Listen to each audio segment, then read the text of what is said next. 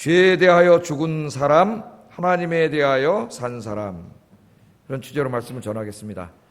자, 예수 믿는 사람의 정체성에 관한 말씀이에요. 여러분은 누구라고요? 죄에 대하여는 죽었습니다. 죽었어요. 아멘입니까? 안 아멘입니까? 죄에 대해 죽었어요. 하나님에 대하여 살고 있습니다. 우리가 이걸 잊으면 안 되겠어요. 자, 바울은 지금까지 로마서 1장에서 5장까지 긴 설교를 했습니다. 제가 20번으로 나누어서 이 부분을 설교를 했는데 1장에서 5장까지 이 전체 주제가 뭐예요? 전체 주제가 하나님이 우리를 사랑하셔서 구원해 주셨다는 거죠. 그죠? 근데 어떻게 우리가 구원을 받았어요? 우리가 무슨 하나님 보시기에 굉장히 공로, 인간적인 어떤 공로를 많이 쌓습니까? 아니면 다른 사람들보다 도덕적으로, 윤리적으로 굉장히 선한 삶을 살았습니까? 우리가 뭔가를 했기 때문에 하나님 우리를 구원해 주셨나요? 로마서에서 뭐라 가르쳐요? 우리가 구원받은 것은 전적인 하나님의 은혜다. 은혜다. 그래서 로마서 1장부터 5장까지 전체 주제가 오직 은혜로, 오직 믿음으로. 그래서 이 두 모토가 16세기 종교교육의 모토가 됐죠. 카톨릭의 공로주의 신학에 대해서 루터와 칼빈이 오직 은혜로, 오직 믿음으로 우리가 구원받은 것은 전적인 하나님의 은혜다. 사도 바울이 그것을 설교했습니다. 죄가 아무리 가득한 곳이라 할지라도 하나님의 은혜가 넘쳤습니다. 죄를 아무리 많이 지은 사람이라 할지라도 하나님의 은혜가 넘쳐났어요. 그래서 극악무도한 죄인도 회개하고 주님께로 돌아오면 우리 주님이 다 받아주셨습니다. 용서해 주시고 하나님의 은혜가 넘쳤어요. 그래서 5장 20절에 이러한 사실에 대해서 바울이 이렇게 말을 합니다. 자, 읽어보겠습니다. 시작. 죄가 더한 곳에 은혜가 더욱 넘쳤다. 더욱 넘쳤다. 이런 말을 합니다. 그런데 사람들이 이 말을 오해했어요. 오해했고 어떤 사람은 사도 바울을 비판하기 위해서 비아냥거리는 것으로 이 말씀을 사용했고 어떤 사람은 이 말씀을 오해했습니다. 잘 보세요. 이 말씀이 죄가 더한 곳에 은혜가 더욱 넘쳤다고 그렇게 바울이 설교를 하니까 이 말을 제대로 알아듣지를 못하고 아니 죄가 더욱 많으면 하나님의 은혜가 더욱 넘친다면은 당신이 그렇게 설교하는데 그러면 우리 예수 믿는 사람이 죄 짓는 게 하나님 앞에 무슨 문제가 되느냐? 무슨 문제가 되느냐? 죄가 넘친 곳에 은혜가 더욱 넘친다면서요. 그럼 하나님의 은혜가 더욱 넘치려면 우리가 더욱 죄를 많이 지면 될 거 아닙니까? 근데 죄 짓는 게 무슨 문제가 돼요? 그런 해괴한 논리를 피면서 바울을 비아냥거리기도 하고 또 이게 잘못된 신앙으로 가기도 했어요. 자, 이 말씀 아까 뭐라 그랬습니까? 사도 바울이 복음을 전하다 보니까 우리 인간은 다 죄인이에요. 하나님 앞에 우리의 힘으로는 구원받을 수 없습니다. 하나님의 은혜로 다 구원을 받았는데 그래도 어떤 사람은 보면 죄를 진짜 예수 믿기 전에 어마무지하게 애들 말로 진짜 그렇게 죄를 많이 진 사람, 뭐 사람 죽이기도 하고 막 이런 살인자도 있고 어떤 사람 그것보다는 좀 그래도 양심적으로 살았지만 하나님 앞에 죄인도 있죠. 근데 바울이 설교를 하다 보니까 정말 죄를 많이 지은 사람, 그 사람이 예수 믿고 죄 사함 받고 구원 받고 보니까 하나님에 대한 감사가 더 넘치더라 이거예요. 그렇죠, 여러분? 바울 자신이 그런 사람이잖아요. 바울 자신이 어떤 사람이에요? 교회를 갖다 박해하고 예수 믿는 사람 잡아다 감옥에 가두고 심지어는 스데반 집사 죽일 때 자기가 거기 같이 가담했던 사람이에요. 자기 그런 사람. 그런데 자기 죄를 용서해 주셨잖아요, 하나님이. 그러니까 바울이 뭐라고 고백해요? 나는 죄인 중에 괴수라 그랬잖아요. 하나님 앞에 자기를 죄인이라고도 말 못했습니다. 사도 바울은 늘 하나님 앞에 미안한 마음을 갖고 살았어요. 평생을. 사도 바울은 나는 죄인 중에 괴수 같은 놈이고 하나님 앞에 칙삭동이만도 못한 그런 놈입니다. 그렇게 살았잖아요. 지금 이 말은 그런 의미예요. 그런 의미. 그런 죄인이라 할지라도 하나님이 용서해 주셔. 그래서 감사가 넘치고 은혜가 넘쳤습니다 하는 하나님의 이 풍성한 은혜. 지난주 설교가 뭐예요? 넘치고 넘치는 하나님의 은혜에 대해 설교했더니 엉뚱하게 이 말씀을 오해해가지고 그런 얘기를 하는 거예요. 우리나라에는 그종 이런 상태는 아니지만은 우리에게도 지금 심각한 문제가 있습니다. 장로교 안에 믿음으로 구원받습니다. 은혜로 구원받습니다. 한번 구원받은 사람은 하나님이 끝까지 지켜주십니다. 아니, 견인을 또 우리는 견인교리를 믿어요. 그렇다면 이제 문제가 되는 게 내가 예수 믿고 구원받은 다음에 계속해서 내가 죄를 지면 어떻게 됩니까? 예? 그죠? 문제가 되잖아요. 예? 하나님의 은혜로 구원받으니까 내가 아무리 많은 죄를 져도 구원받지 않습니까? 예? 그래서 설교를 하는데 여러분 아무리 여러분이 많은 죄를 져도 하나님의 은혜로 다 구원받습니다. 그러면 얼마나 은혜스럽습니까? 예? 그런데 이거 정말 맞는 걸까요? 맞는 걸까요? 여기 죄가 더한 곳에 은혜가 넘쳤다는 말은 예수 믿기 전에 상태를 말하는 거예요, 사람들이. 예수 믿은 다음에를 말하는 게 아닙니다. 이 말씀을 오해했어요. 여러분은 어떻게 생각하세요? 그리스도인들이 아무리 죄를 많이 짓더라도 구원 다 받는 겁니까? 아니, 정말 그리스도인들이 그렇게 예수 믿고 구원받은 이후에 그렇게 엉망진창으로 죄 지으면서 살 수 있을까요? 여러분 어떻게 생각하겠어요? 그게 가능한다고 생각하세요? 오늘 이 본문은 이 질문에 대한 대답이에요. 이 질문에 대한 대답 6장 전체입니다. 두 가지로 설명을 하는데 내용은 같은데 이제 두 가지로 이야기를 해요. 그래서 오늘 첫 번째 이야기를 하는데 오늘 이야기에서는 바울이 우리가 예수 믿고 세례를 받았을 때 우리에게 영적으로 어떠한 변화가 신분의 변화가 일어나는지 거기에 대해서 신학적으로 자세하게 설명합니다. 여러분 신학을 알아야 돼요. 교리를 바르게 알아야 돼요. 성경 말씀을 바르게 알아야 됩니다. 바르게. 그래서 제 설교를 잘 듣는 사람은 거기에 장점이 있어요. 제가 주의를 하기 때문에 자세하게. 그래서 신학적으로 우리 예수 믿고 세례를 받았을 때 놀라운 일이 벌어졌어요. 그걸 가르쳐줘요, 다시.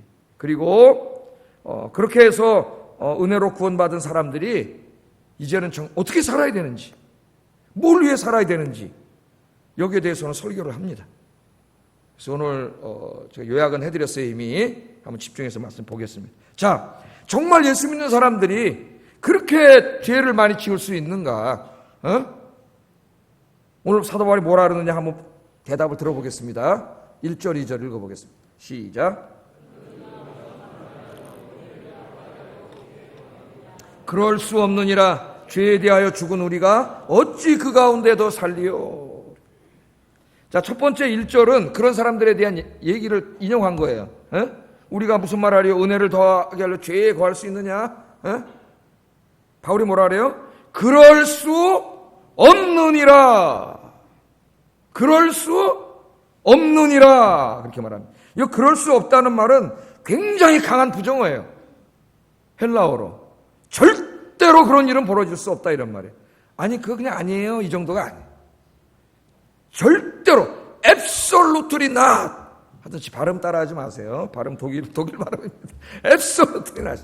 절대로 그런 일은 벌어질 수 없다는 거예요. 강렬한 부정입니다. 왜 그렇습니까? 왜 예수 믿는 사람들이 죄에 거할 수 없다, 절대로 그럴 수 없다 그렇게 말을 하죠? 그 다음에 뭐라 그래요? 구원받은 사람들은 죄에 대하여 죽은 사람들이기 때문입니다. 그렇게 말해요. 이유를.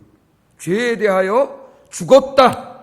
여러분이 정말 예수님을 믿고 그 믿음으로 인해서 세례를 받았다면 여러분들에게 엄청난 사건이 벌어진 겁니다. 영적으로. 여러분들은 죄에 대하여 죽었어요.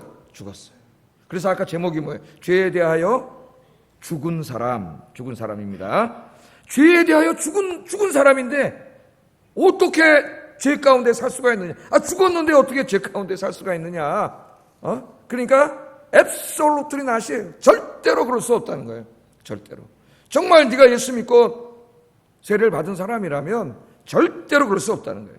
자, 그러면 죄에 대하여 죽었다는 이 말 하나하나가 쉽지가 않아요. 죄에 대하여 죽었다는 것은 어떤 의미입니까?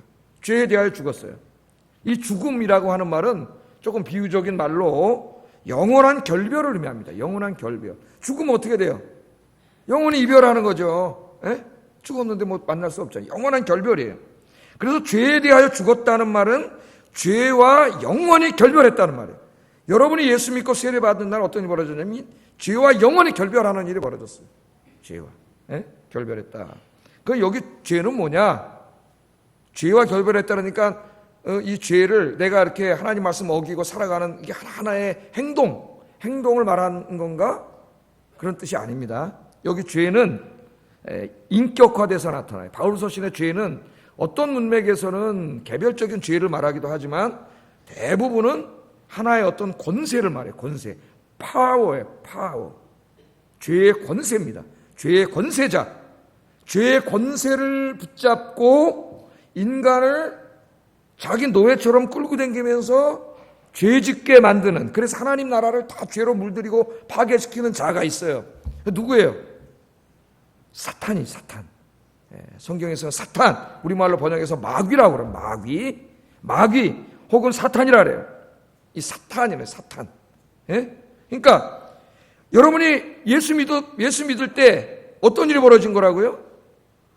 죄라고 하는 권세를 가지고 우리를 자기 노예처럼 끌고 다니면서 죄 짓게 하던 그 죄의 어둠의 권세, 자로부터 여러분은 영원히 결별했습니다. 결별하는 일이 벌어진 거예요. 여러분, 사탄의 통치로부터 인간은 스스로의 힘으로 벗어날 수 없습니다. 사탄은 강력한 영적인 존재이기 때문에 인간이 할 수 없어요. 이건 누가 그렇게 결별되게 해주신 거예요? 그 통치로부터 다른 말로 말하면 해방시켜 주신 것이죠. 누가 그렇게 하신 거예요? 하나님이 그의 외아들 예수 그리스도를 보내심으로 이루어 주신 하나님의 은혜입니다. 은혜. 하나님의 은혜예요. 그러니까 여러분이 예수 믿을 때 엄청난 일이 벌어진 거예요. 여러분이 마귀의 통치를 받고 살던 사람이었는데 마귀의 통치로부터 완전히 해방되어서 하나님의 통치를 받는 사람이 됐다 이 말이에요. 하나님의 통치를 받는. 그런데 그 하나님의 통치를 받는 사람이 어떻게 죄 가운데 계속 거할 수가 있겠느냐? 있을 수 없다는 거예요. 그는 신학적으로도 논리적으로도 불가능하다. 바울이 그 반대자들을 향하여 말합니다. 이 말씀을 여기까지만 들으면 우리 장로교 성도들은 깜짝 놀랍니다. 깜짝. 나 죄 짓는데 지금도 예배 드리는데 어떤 사람 생각하면 미워 죽겠는데요. 어떡하지? 네. 여기 이 말은 좀 이따 제가 이제 마지막에 설명을 할 거지만 예수 믿는 사람들은 전혀 죄를 안 짓는다 그런 말은 아니에요.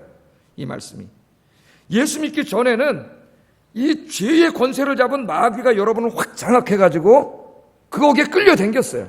그러니까 거기로부터는 완전히 해방됐다는 거예요.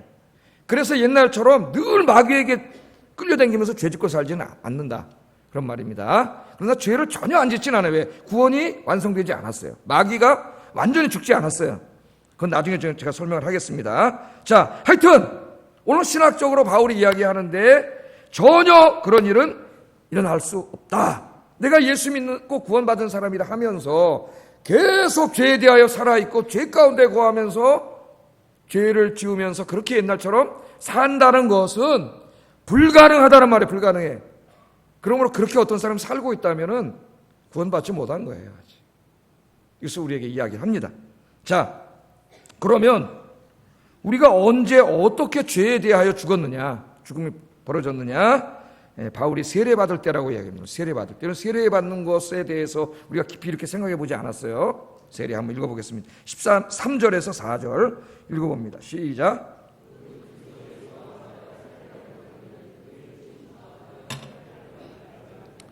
그러므로 우리가 그의 죽으심과 합하여 세례를 받음으로 그와 함께 장사되었다.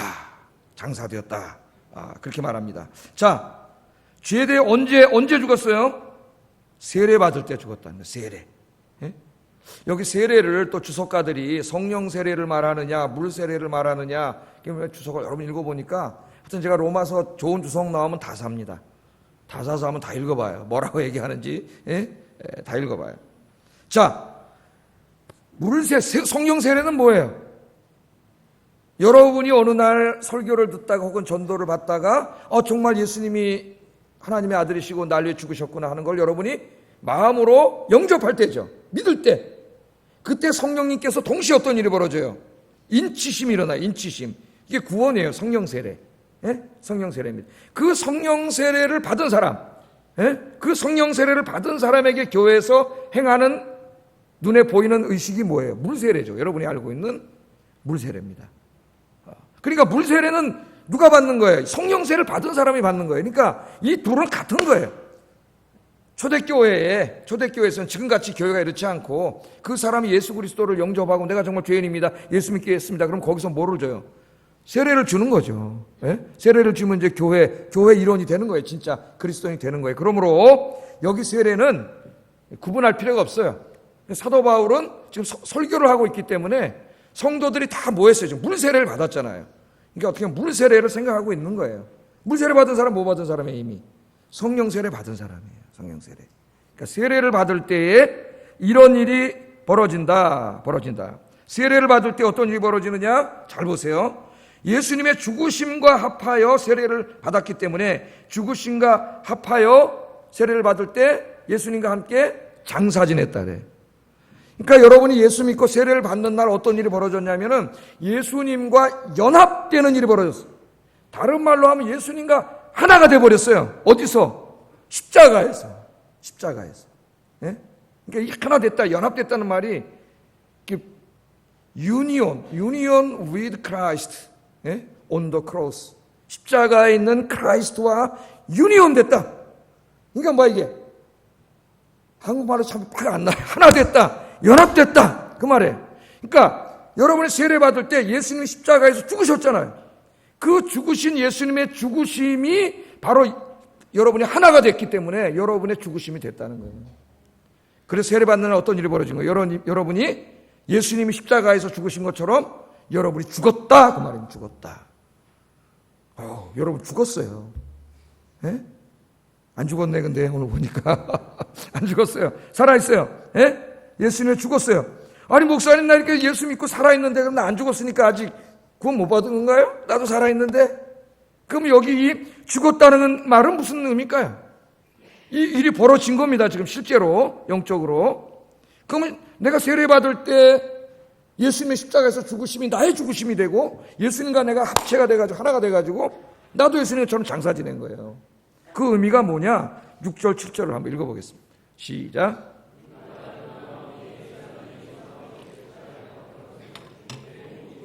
다시는 우리가 죄에게 종로로 타지 아니하려 함이니 이는 죽은 자가 죄에서 벗어나 의롭다 하심을 얻었습니다. 여기서 바울이 설명을 하죠. 뭐라 그래요? 누가 죽은 거예요? 우리의 옛사람이 십자가에 못 박혔다. 옛사람. 네? 그러니까 내가 죽었는데 누가 죽은 거예요? 나의 옛사람이 예수님 십자가에 못 박힐 때 예수님은 이제 단 한 번 예수님의 십자가에 못 박히셨죠? 그때 이 많은 그리스도인들이 예수 믿고 세례 받을 때 다 예수님의 십자가에 함께 못 박히는 사건이 영적으로 일어나는 거예요. 그러니까 어떻게 보면은 굉장히 신비한 이야기입니다. 그래서 이 부분을 연구하던 신학자들이 기독교의 미스티시즘, 신비주의라 그래요. 신비주의. 네?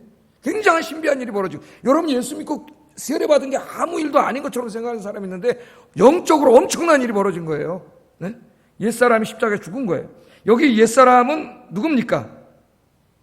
예수님을 믿기 전에 죄의 지배를 받으면서 죄 짓고 살던 옛자입니다. 옛자. 그렇죠? 옛자를 말해요. 이 죄 짓고 살던 옛자가 내가 예수 믿고 세례 받을 때 이 옛자를 십자가에 못 박아 장사 지내셨어요. 우리 하나님께서. 그 자아가 장사되지 않았으면은 여러분 구원받을 수 없습니다. 죄인이기 때문에. 그 옛자를 우리 하나님께서 장사 지냈어요. 십자가에다. 그러므로 예수 믿고 세례 받은 사람은 다시는 죄의 종으로 살 수 없다. 왜? 이 사탄이 어디를 통해서 역사했는지 옛 자아를 통해서 역사했는데 그 자아가 죽었어요. 죄에 대하여 죽었기 때문에 그렇게 살 수 없다는 겁니다. 불가능을 이야기해요. 우리가 이것을 분명히 알아야 된다. 그런데 또 하나가 있어요. 자, 세례를 받음으로 그리스도와 우리가 연합될 때 하나가 되는데 이 연합될 때 죽으심과 연합되는 것만이 아니라 예수님 죽으시고 어떻게 하셨어요? 다시 살아나셨죠. 부활하셨죠. 그래서 죽으심, 옛사람은 죽고 그걸로 끝나는 게 아니에요. 동시에 새 사람으로 다시 살아났다는 거예요. 살아났어요. 5절 읽어보겠습니다. 시작.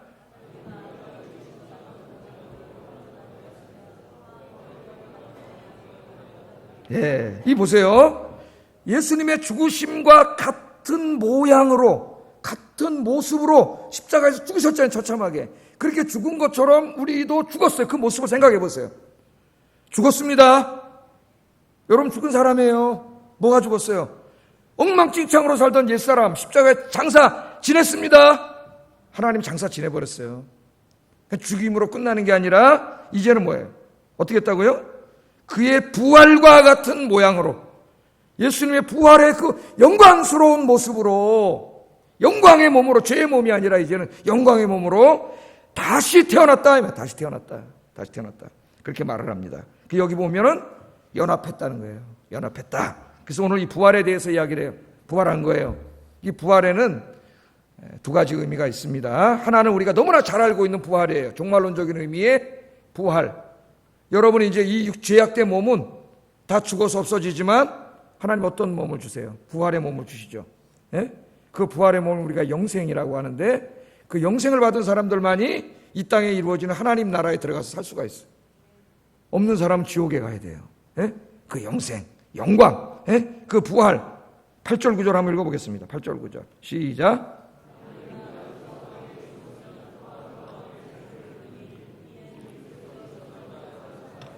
다시 죽지 아니하시고 사망이 다시 그를 주장하지 못할 줄을 알미로다. 이 부활에 대해서는 제가 많이 설교했고, 또 오늘 바울이 6장에서 이 부활에 대해서 설교할 때는 이 부분을 강조하지 않습니다.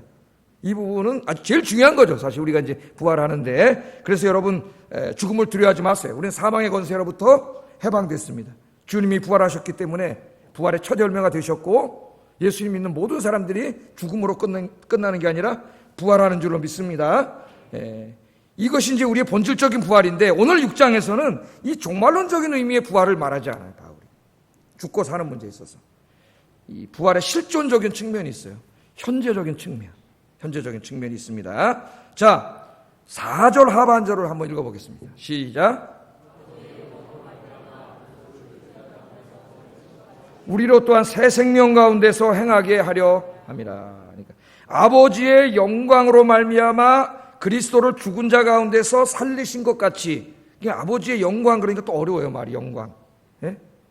근데 다 설명하려면은 기니까, 이게 하여튼 하나님의 능력으로, 왜 영광이 능력이 됩니까? 그 복잡하게 설명하려고. 그러니까 오늘 신학교도 아니고, 하나님의 아버지의 능력으로, 권능으로 예수 그리스도를 죽은 자 가운데서 살리신 것과 같이 살리셨죠. 예? 살리신 것과 같이 이제 우리를 살리셔가지고 새 생명 가운데서 살게 하려고 한다. 그러니까 여러분, 우리 살리셨는데, 지금 살리셨어요. 현재로 얘기합니다. 살았어요. 우리가 옛사람 죽고 살아났어요. 그래서 어떻게 산다? 새 생명을 얻은 사람으로 살게 하기 위해서 살렸다고 얘기를 해요. 또 10절 11절도 읽어보겠습니다. 10절 11절 시작.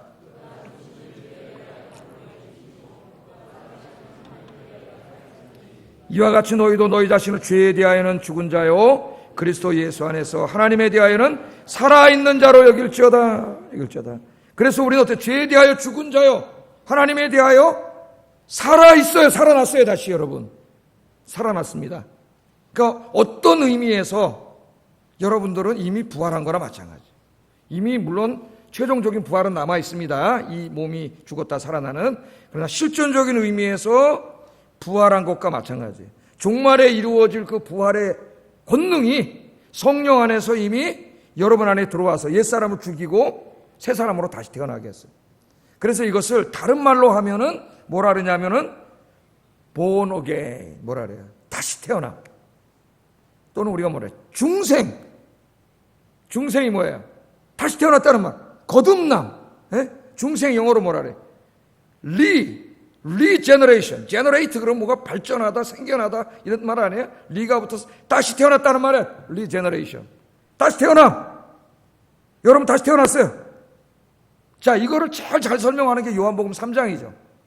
요한복음 3장에 유대교 율법의 최고봉이었던 니고데모라고 하는 유대교 선생이 예수님을 찾아와가지고 예수님 설교를 들으니까 막 영생에 대해서 설명을 하는데, 자기는 유대교 최고 학자지만은 영생에 대한 기쁨이나 만족을 누리지 못해. 솔직히 창피한 일이지. 성경을 가르치지만. 그래서 예수님 찾아왔죠. 언제 찾아왔어요? 밤중에 찾아왔죠. 밤중에 사람들이 볼까봐. 자기는 우리나라로 말하면 최고의 신학교를 나와가지고 최고의 공부를 한 박사, 사람들이 성경 박사를 보고 있는데 예수님은 족보도 없네, 납비 학교도 안 나오고 시골 무슨 청년이고 목수의 아들인데 그거 물어보러 가기가 창피하잖아요. 근데 이상하게 그분의 설교만 들으면 뭔가 자기에게 없는 뭐가 있거든요, 영적인 게. 이거 밤중에 찾아간 거지. 창피해가지고 밤중에. 하여튼 창피해서라 밤중이라도 찾아가는 게 은혜입니다, 여러분. 예? 찾아오세요. 그러나 주님 앞에 뭘 창피하기는 다 내려놓고 오는 거지. 예? 자, 찾아왔어요. 예? 그래서 어떻게 해야 영생을 얻습니까? 예? 그렇게 물어봤더니 예수님이 뭐라 그랬어요? 거듭나야 된다 그랬어요. 거듭나야 된다 그러니까 이 말을 잘못 알아들었어요. 니고데모가 거듭나면 다시 태어난다. 다시 태어나다니요? 내가 다시 태어나야 영생을 얻을 수 있다면은 내가 엄마 뱃속에 어떻게 이 나이에 다시 들어갔다 다시 나옵니까? 이렇게 이해를 했다고. 예? 거듭난다는 말을 그렇게 이해했어요. 원래 예수님이 거듭난다는 말은 위로부터 태어난다는 말이에요. 위로부터. 원어가 위로부터 나는 말은 생명, 위로부터 오는 생명을 받아야 네가 영생을 얻는다는 그런 뜻인데 이 사람은 잘못 알아들었어요. 문자로 알아들어가지고 내가 어떻게 어머니 뱃속에서 다시 태어납니까? 그렇게 물어봤죠. 그때 이제 예수님이 영생에 대해서 설명을 해주지 않습니까? 그 다시 태어남, 네가 다시 태어난다 하는 말이 뭐냐면 바로 네가 거듭내야 된다 말이에요. 영적으로 다시 태어나야 된다. 죄악된 이 옛사람을 십자가에 못 박고 하나님이 주시는 생명을 받고 새 생명으로 다시 태어나야 네가 영생을 얻는다. 구원을 받는다. 네가 율법 선생이라고 구원받는 게 아니라. 예수님께서 그렇게 설명을 해주셨잖아요. 그래서 여러분 예수 믿고 세례받을 때 이제 이 일이 벌어진 겁니다. 영적으로. 여러분의 죄 짓고 살던 옛사람을 십자가에 하나님이 못 박아 죽였어요. 장사 지내고 죽인 걸로 내버려 두지 않고 다시 살려주셨어요. 새로운 사람으로 하나님의 아들, 하나님의 딸로, 하나님의 백성으로 다시 태어나게 하신 줄로 믿습니다. 그래서 이거 다 같은 말이에요. 성경에서.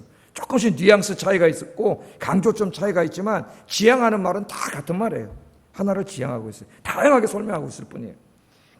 고린도 후서 5장 17절 이 유명한 말씀 읽어보겠습니다. 시작.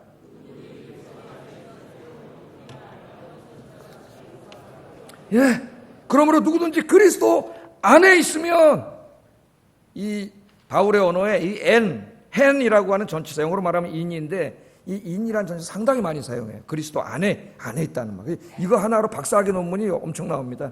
전치사 하나 가지고 연구하는 거예요. 이 의미가 뭔가. 예? 이 그리스도 안에 있다는 말은 쉽게 말하면 여러분이 예수 믿고 세례 받았다는 말이죠. 예? 그렇게 할 때에 어떻게 됐다고요? 여러분이 뭐가 된다고요? 새로운 창조물이 됐다는 거예요. 예? 우리가 예수 믿기 전에는 아담의 그 죄 짓고 살던 타락한 아담의 후손들이야.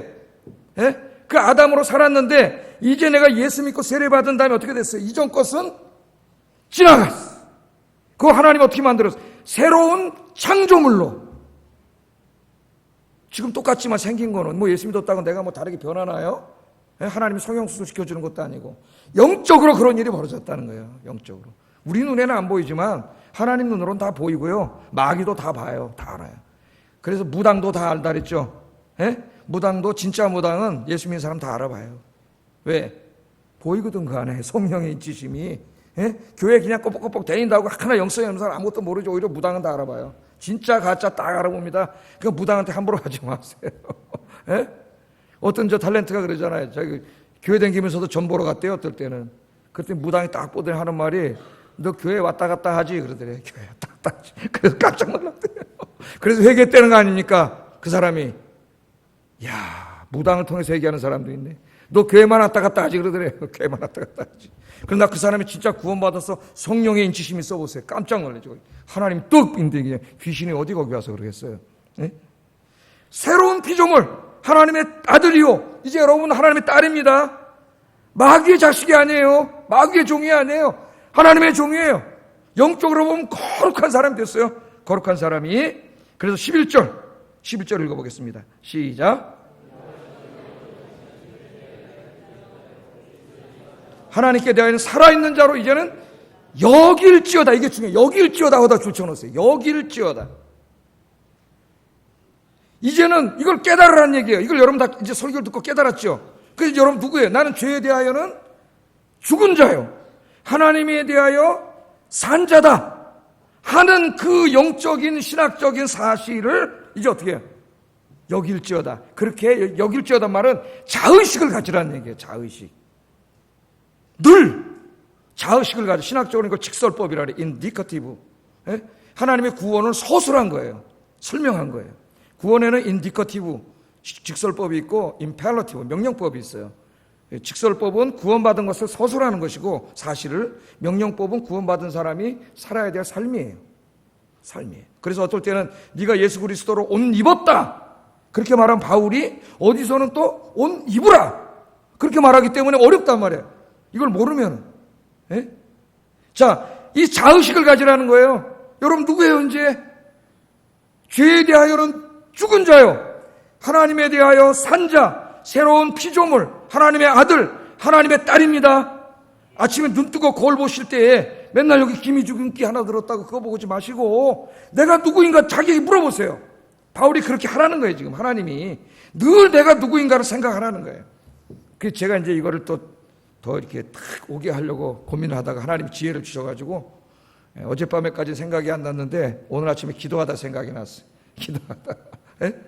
자, 여러분, 여러분 만약에 이제 누가 여러분 더러운 옷을 입고 다녔는데 아유 저분께 옷이 더럽냐 그래가지고 아주 마음이 좋은 분이 1억 원짜리 1,000만 원짜리 옷 사줬다니까 별로 감동이 없더라고 아침에.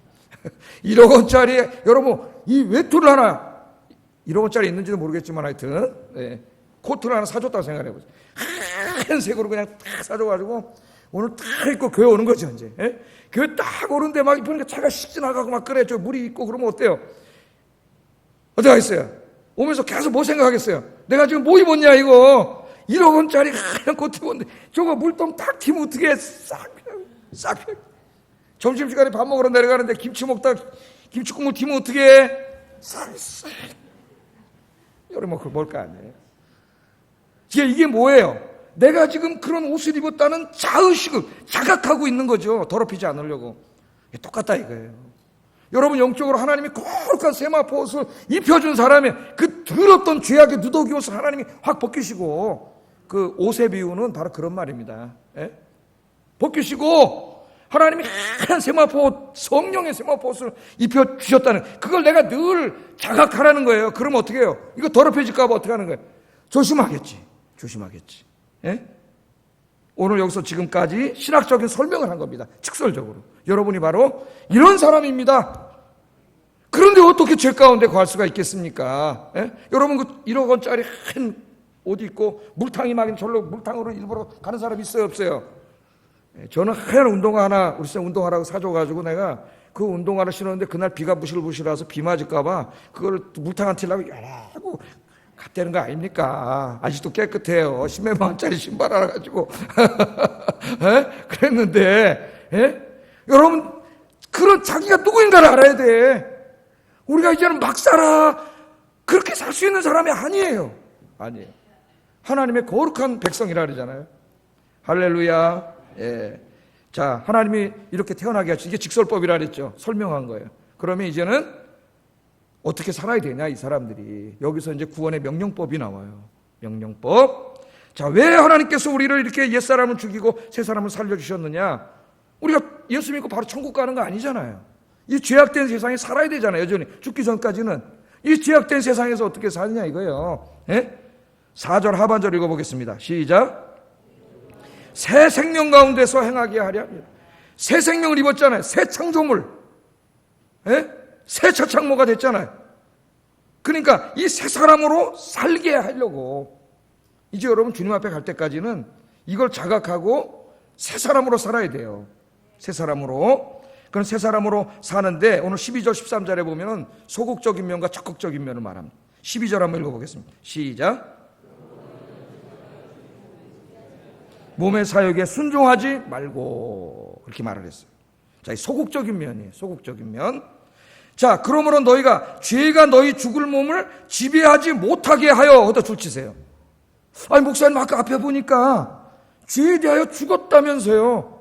죄의 권세자인 사탄이 우리를 지배하지 못한다면서요. 그렇게 직설법으로 선언했지 않습니까? 그죠? 근데 여기 보니까 또 뭐요? 죽을 몸을 지배하지 못하게 하라 그러면 그거는 하나님이 해주셨는데 우리가 또 노력해야 되는 겁니까? 이거 맞지 않지 않습니까? 이렇게 얘기할 수가 있어요. 성경을 열심히 읽으면은 세밀하게. 그런데 여기 보세요. 어디를 지배하지 못하게 하라 그래. 죽을 몸 거기다 줄치세요. 죽을 몸. 여러분 예수 믿고 세례받으면은 사탄이 여러분을 전인격적으로 지배하지 못합니다. 성령님이 지배하시기 때문에. 그런데 사탄이 아직까지 여러분에게 영향을 미칠 수 있는 부분이 있어요. 그게 뭐냐면 아직 구원을 완전히 받지 못한 육신입니다. 육신. 이 육신은 언제 구원이 이루어지죠? 부활하는 날 이루어지는 거예요. 구원이 완전히 이루어지지 않았기 때문에 육신은 예수 믿는 사람도 어떻게 해요? 죽어요. 또 병들기도 해요. 병드는 걸 이상하게 생각하지 마세요. 구원이 완성되지 않았기 때문에 예수 믿는 사람도 병들어요. 아플 수도 있어요. 때로는 하나님이 그 병들과 아픔을 통해서 더 영적인 큰 깨달음을 주실 때도 있어요. 그죠? 다 하나님 이용하시는 거예요. 그러니까 전혀 이상하게 생각하지 마세요. 어떤 사람들은 막 예수 믿고 병드는 거는 무슨 저주받은 것이고 이런 도대체가 이 건강과 부의 복음을 주장하는 이 정말 복음도 아니고 성경을 완전히 왜곡하는 사람들이에요. 왜곡하는 사람. 자, 이 죽을 몸을 지배할 수 있다. 이 죽을 몸을 지배하지 못하게 하라 그랬습니다. 지배하지 못하게 하라. 이 죽을 몸은 구원받지 못한 바로 우리의 이 몸입니다. 이 육신. 예? 그런데 그 다음에 뭐라 그래서 지배하는 것이 몸의 사욕에 순종하지 말라. 그러니까 몸의 욕심, 이 구원받지 못한 인간의 육신의 정욕과 탐욕이에요. 탐욕. 여러분 구원 받으셨죠? 탐욕과 욕심이 생겨나요? 안 생겨나요? 생겨나지. 목사는 생겨나요? 안 생겨나요? 생겨나죠. 그래서 순수하게 섬기지 않고 자기 명예와 이걸 드높이려고 막 좀 규모 좀 키워가지고 이런 탐욕과 욕심에 사로잡혀요. 진짜로. 목사들도 기도하지 않으면 이 탐욕과 욕심을 마귀가 거기에 영향력을 미칠 수가 있어요. 예? 영향력을 미칠 수가 있습니다. 그래서 이 탐욕과 욕심을 우리가 굉장히 조심해야 된다. 예? 마귀는요, 이 우리 타락한 육신의 이 정욕 잘 알아요. 이게 좋아하는 걸. 뭘 좋아할까요? 여러분이 좋아하는 거 얘기하면 돼요. 다 지금. 하나님이요. 그런 사람은 믿음이 좋았어. 다 하나님이요. 그러겠지. 예? 그러나 솔직히 말하면 돈 더 좋아하잖아요. 돈. 예? 돈, 권력, 명예, 인기, 세상에 대한 즐거움, 쾌락. 이런 것에 대한 탐욕이 있어요. 탐욕과 욕심이. 그래서 마귀가 우리를 쓰러뜨릴 때 사용하는 무기는 그거밖에 없어요. 그걸 갖다 주는 거예요. 예? 예배 시간에, 기도하는 시간에, 야, 이거 줄 테니까 이리로 와. 거기 가지 말고. 예? 너 사랑하고 용서하고 평화롭게 살지 마. 이거 가지려면 싸우고 다투고 이기적으로 너만 주장하면 살아야 돼. 예? 이게 마귀가 이걸 갖다 주잖아요. 그래서 우리를 타락시키려고 해요. 그래서 오늘 하나님이 하시는 말씀이 뭡니까? 바울을 통하여. 사탄이, 죄는 사탄이에요. 어? 이런 것들 우리의 욕심을 통해서 다시 우리를 지배하려고 영향력을 미치려고 하는데 그 영향력을 미치지 못하도록 하라. 명령이기 때문에 우리의 의지가 포함됩니다. 아까 첫 번째 거는 직설법은 우리가 할 수 있는 게 없어요. 하나님이 다 해주셔야 되는 거예요. 그건 은혜예요. 그러나 명령법은 우리 보고 하라 그랬어요. 하라. 그러니까 우리의 의지적인 노력이 필요해요. 신앙은 하나님이 다 해주시는 은혜지만 이 땅에 사는 동안에 그 은혜를 받은 사람은 그 은혜에 합당한 삶을 살려는 노력이 있어야 돼요. 신앙생활은. 예? 전적인 은혜라 그래갖고 어떤 사람은 다 그냥 우리의 의지는 아무것도 없다고 생각하는데 천만의 말씀입니다. 여러분이 경험적으로 알잖아요. 경험적으로. 그래서 마귀가 우리 죽을 몸에 지배하지 못하게 하려면 기도하셔야 돼요. 기도와 말씀으로. 예? 기도하셔야 됩니다. 기도하지 않으면 이 영적인 싸움에서 이길 수 없어요. 이것을 성경에서는 영적인 전투, 에베소서 6장에 영적인 싸움이라 그래요. 영적인 싸움. 끊임없이 마귀가 눈 뜨고 보이는 게 다 우리 욕심과 탐욕거리들입니다. 여러분. 예? 그죠? 뭐 핸드폰을 끼고 컴퓨터를 끼면 거기 이 세상에 쾌락과 음란과, 예? 그죠? 방송을 보면 막 그 모든 집과 막 이런 걸 막 다 소유하고 싶은 엄청난 욕망과 욕심에 사로잡히게 되고 그걸 통해서 영향력을 미쳐서 우리를 쓰러뜨린다는 거죠. 마귀가. 그러니까 기도하셔야 돼요. 기도하셔야 돼요. 여러분, 우리 육신이 살아가는 동안 다 하나님이 아신다 그랬잖아요. 먹을 게 있어야 되고 살 집이 있어야 되고 입을 옷이 있어야 되는 거 아세요? 그래서 일용할 양식을 위해서 기도하라고 하셨습니다. 그것도 하지 마라. 그런 말 하지 않았어요. 우리 주님 다 아세요. 그래서 아침 기도할 때 일용할 양식을 달라고 기도하세요. 그러나 탐욕과 욕심 일로 넘어가면 안 됩니다.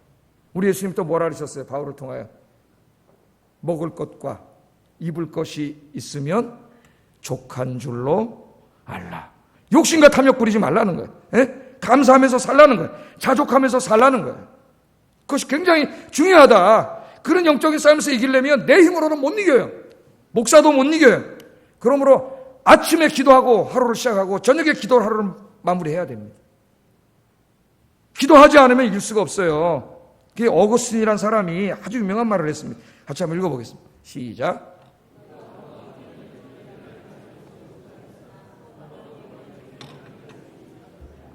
바울 서신을 연구하다 보면은 어떨 때는 하나님이 다 이루어졌다 그러고 어떨 때는 우리가 해야 된다 그러고 하나님의 은혜와 우리 인간의 의지가 굉장히 충돌이 되는 것 같은 어렵단 말이죠, 이게.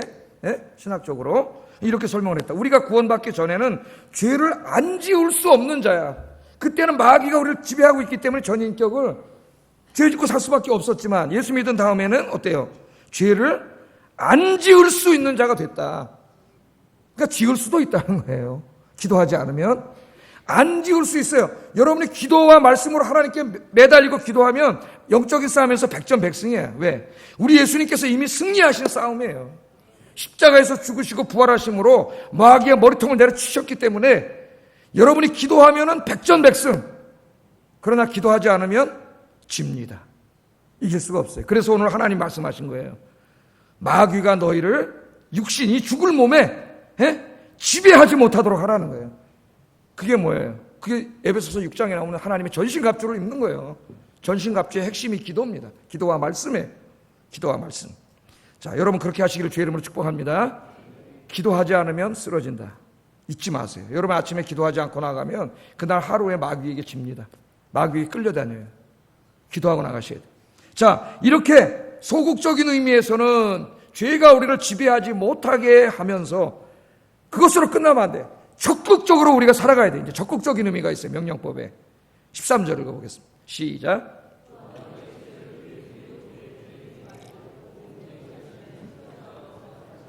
하나님께 드리며 너희 지체를 의의 무기로 하나님께 드리리라. 아멘. 이제는 어떻게 살아야 되느냐? 적극적으로 살아야 돼요. 여러분 우리 인생에 있어서 중립지대에는 없습니다. 여러분이 어디 가서 무엇을 하고 있든지 간에 우리는 둘 중에 하나를 하는 거예요. 우리의 몸을 마귀가 좋아하는 일에 쓰고 있든지 아니면 하나님의 영광을 위하여 쓰고 있든지 둘 중에 하나를 우리는 하고 있다는 걸 여러분 아셔야 돼요. 오늘 뭐라 그랬어요? 너희의 지체를, 너희의 몸을 불의의 무기로 죄에게 내주지 말라. 불의는 사탄이잖아요. 사탄의 무기가 돼가지고 죄 짓는 데 쓰지 말라는 거예요. 사탄이요, 우리를 무기로 잡아가지고 하나님 나라를 때려 부수고 교회를 파괴하고 죄 짓게 하고 이러는 데 쓸 수 있다는 거예요. 그렇게 하지 못하도록 하라는 거예요. 그렇게 하지 말고 어떻게 하라고요? 너희 자신을 이제 너희가 살아났으니까 새 생명이 됐으니까 어떻게 하라고요? 하나님께 드리라는 거예요. 하나님께. 옛날에 죄에게 드렸던 것처럼 이제 하나님께 드려 하나님의 손에 붙잡혀서 하나님이 쓰시는 무기가 되라 그 말이에요.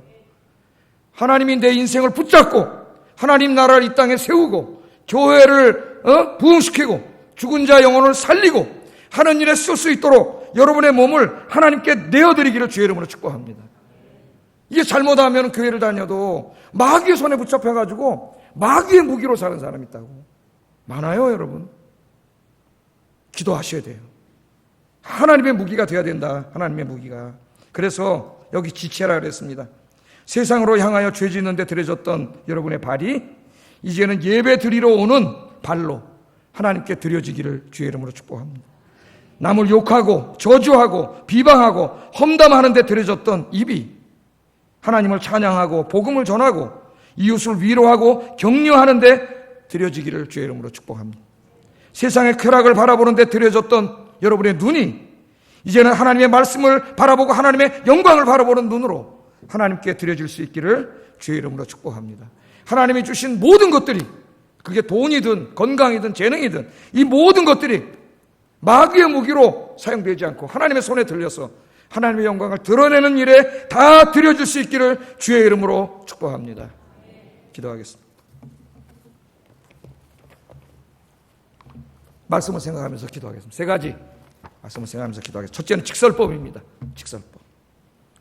우리는 예수 믿고 세례 받음으로 이제 죄에 대하여 죽고 하나님에 대하여 산 자가 되었습니다. 이것을 늘 자기에게 자각시키고 내가 누구인가를 늘 생각하면서 살게 해주세요. 이게 없으면 명령법을 살 수가 없어요. 두 번째. 예? 사탄이 아직까지 이 죽을 몸에 통하여 육신의 정욕과 탐욕을 통하여 역사하려고 그러고 나를 지배하려고 하는데 늘 기도와 말씀으로 영적인 싸움에서 승리하게 하소서.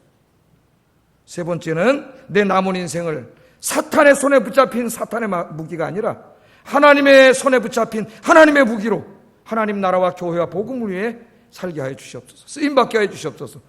앞에 보면서 눈 뜨고 기도하셔도 됩니다. 기도하겠습니다.